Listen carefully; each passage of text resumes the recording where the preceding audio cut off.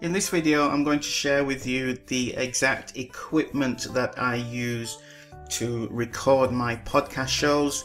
As you can see here, I'm on my own podcast, Impact Makers Radio, and I've recorded over the last couple of years, maybe 200, 300 shows. And the setup that I'm about to show you is the exact setup that I have been using without any issues whatsoever. So the reason why I'm sharing this is every now and then I see a question in a group that I'm a member of, or somebody contacts me and says, Stu, how do I get my podcast set up? What equipment do I use? So I'm just going to go ahead and walk you through exactly how I do it.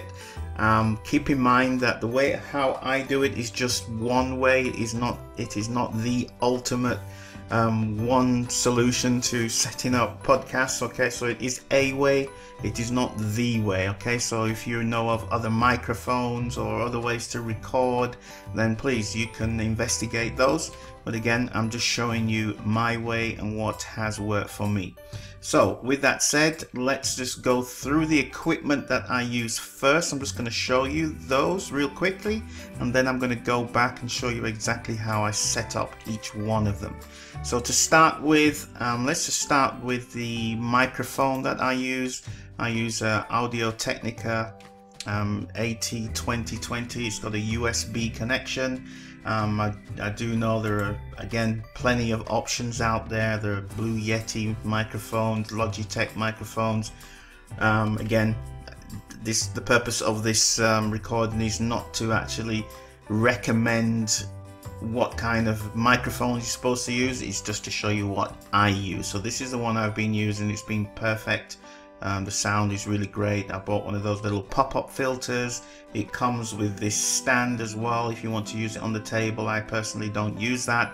I just have a little boom arm that I also bought from Amazon. It was about $12 or so. So that is my microphone.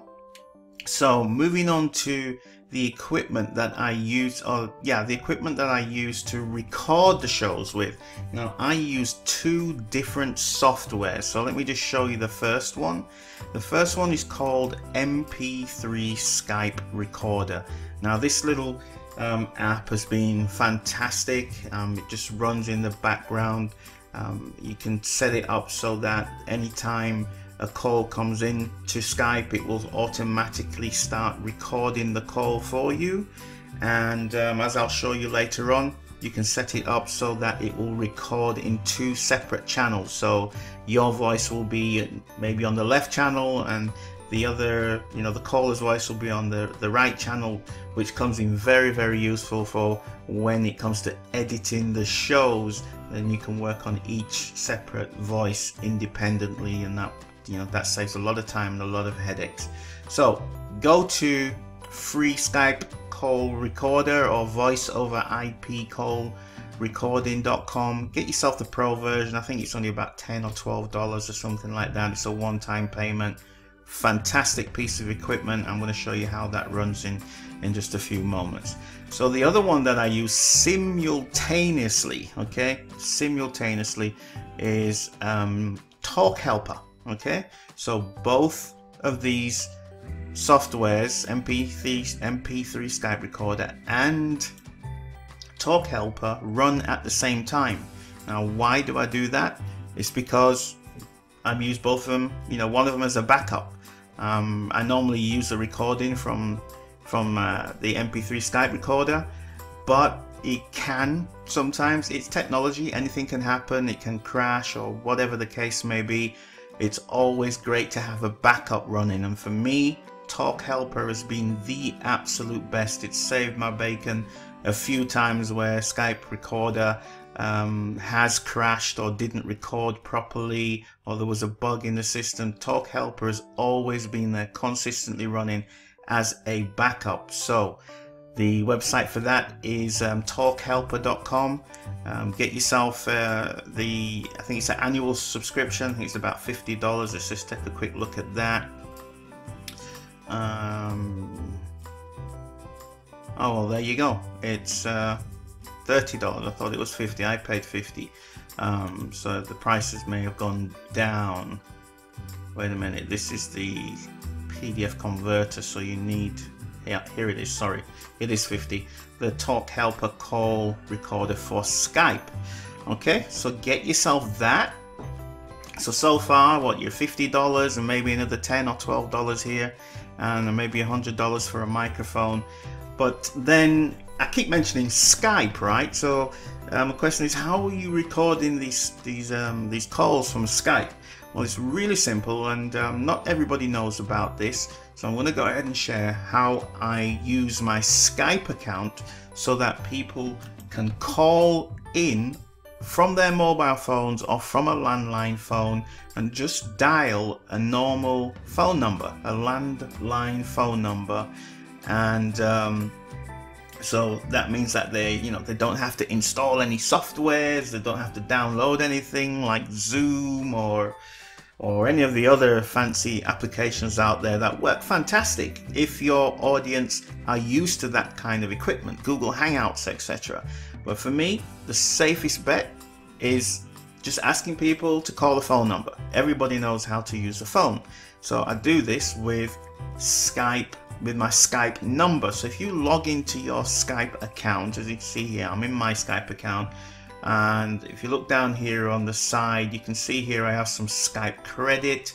I hardly ever use that because most of my calls are either within the United Kingdom or the United States. And for those two countries, I have a subscription, a monthly subscription. I think it only costs about $2.60 or something ridiculous like that every month.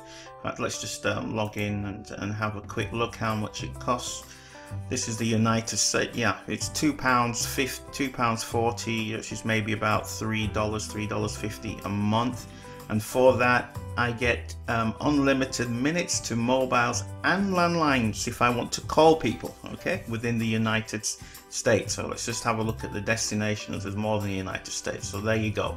Guam, Puerto Rico, and the United States. So my clients, most of them are in the United States. So it's perfect. If I need to call my clients, I can call them using my Skype account. I also have clients within the United Kingdom. So I also have a subscription for that. Again, it's £2.40 and it gives me 100 minutes to mobile phones and landlines. So those are my subscriptions, okay? And then this is the part which you use for your podcast so that people can call you. You get yourself a Skype number, okay? So when you're logged into your account, you can go to Skype, click on Skype number, choose the country where your clients are going to be calling from. So you don't want to be choosing the country where you are. So for example, I'm in the Cayman Islands. However, I have a US number and a UK number that I've just shared with you, right? So my clients in the US, when I ask them to call in my show, they call my US number. So let's have a look at what it looks like if you wanted to have a United States number. So you could go here, it gives you a number. I think there are options where you can actually choose a number, but let's just say you wanted that particular number there, or show other local numbers for California, choose a different location. So yeah, you can choose whatever location you're in, but let's just say if you wanted this, you would just go ahead, you continue, you click that, and there you go. That's your number. That would be your Skype number, and you would choose how you would like to pay for it, every 3 months or yearly. And there's a price. Let's have a look. £30. So what's that? Maybe about $50 or so a year for a Skype number. And you would do the same again if you was in the UK. Let's just say I wanted to go with that number there. There you go. All right, for a whole year, 30 quid, you get yourself a Skype business number. Right, so what happens is once you have that number, let me just go back to my account, you can assign that number to your Skype account. Okay, so everybody has a Skype ID. You would assign that number to your Skype account so that when somebody dials that number, your Skype account will start to ring. So it will ring on your computer, or it will ring on your laptop, or on your phone, wherever the case may be. Wherever you have Skype installed and you're logged in, that particular device will ring. So for example, for my shows, I do everything on my laptop. I sit here, I wait, people call my my Skype number, my laptop rings, I have my microphone plugged into my laptop, my USB, the Skype MP3 recorder and Talk Helper kick in and start recording. Done. Clear mind. I don't have to worry about it. Everything just works perfectly, and you're not asking your clients again to install anything. They just dial your number. That's it. Okay, so that's the setup that I've been using for the last 3 years to record over to, I'm sure I've done about 300 shows. I must go in and count them one day.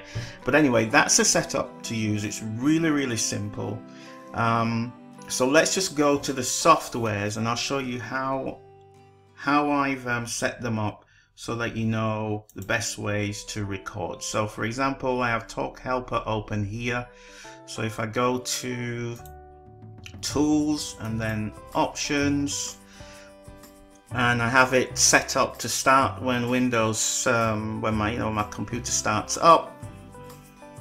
You got options here that you can go through, but the main options is call record. Okay, so you want it to automatically record calls for both audio and video calls. Okay, you can have it to set up to do that, or automatically record voice messages. What I would do, I always just leave these two selected, right? And then I choose to save the audio in stereo mode. So that's going to again save your voice on one channel and the caller's voice on another channel, and then I save it as an MP3 file. You can save it as a WAV file or a WAV file depending on where you come from in the world. Some people are very fussy about, yeah, it's got to be a WAV file or a WAV file, it's better quality, yada yada yada. I have no problem with MP3s. If you listen to any of my shows, I'm sure nobody sitting out there is thinking, oh, that was recorded in an MP3, I'm not going to listen to this show. So MP3, smaller file, easy to deal with, the sound quality is great, it's not a problem. You just choose here where you want the recordings to be saved. Okay, store your audio recordings. I just let it save in the default path that Talk Helper recommends, and then you're good to go. Okay, so you can do both, record videos and audio, but I only deal with audio myself. I don't mess around with video on Skype because, you know, the picture's not really good or the video quality is not really good, so I just record video. So that's how I have that set up. And again, when a Skype call comes in, as long as I have this on and it says down here Skype for desktop, or it might say the online version down here, and this is my Skype ID, as long as it says that here and it's in black, then everything is fine. If it's not connected to Skype, then you'll see the text highlighted in red, and it will say maybe you need to restart Skype or restart Talk Helper, so it will tell you that. Alright, so that's basically it. The rest is self-explanatory. Once you get in there, it's very easy to use.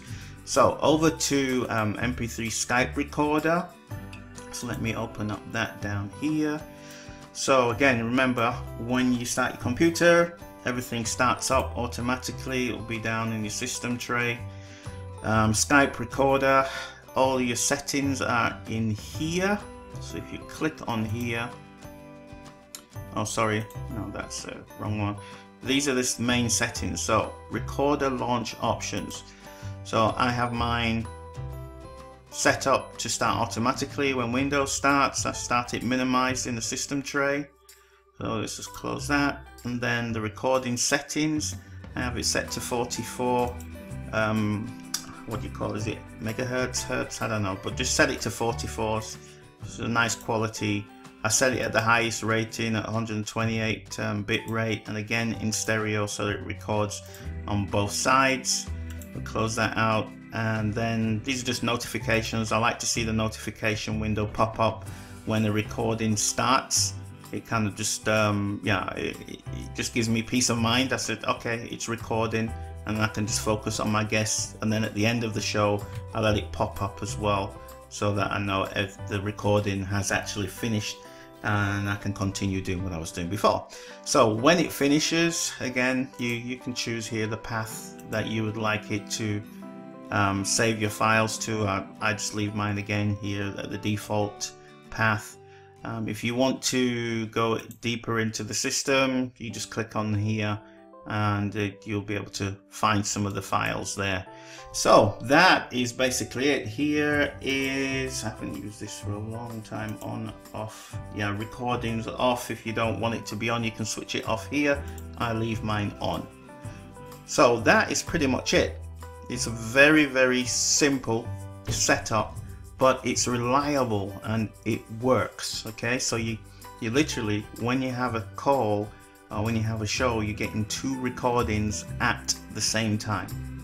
So that's my setup for running your podcasts. I hope this helps. If you got any other questions, then just let me know. Thank you.